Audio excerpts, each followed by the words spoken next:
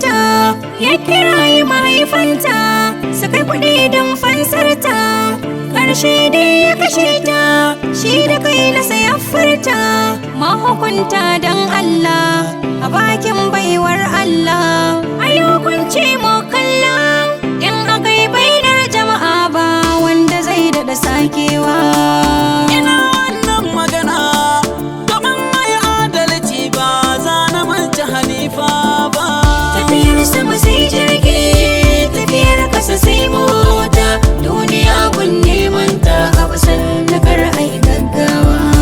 Tafiyar sama sai jirgi, tafiyar ƙasa sai mota, duniya gun neman ta a basan da kar ai gaggawa.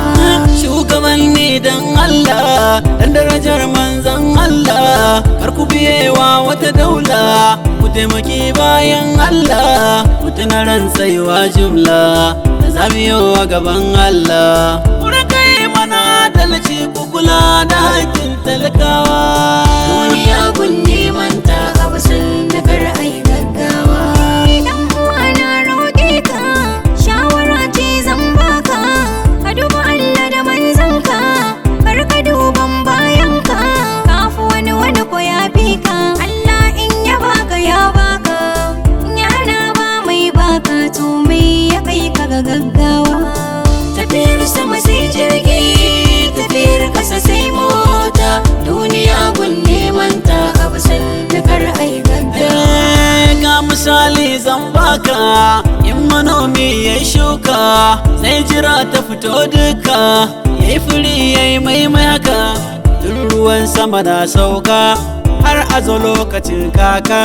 In ya girbe zai ɗauka haƙuri mai tattarbin kowa. Duniya gun neman ta a basan da kar ai gaggawa.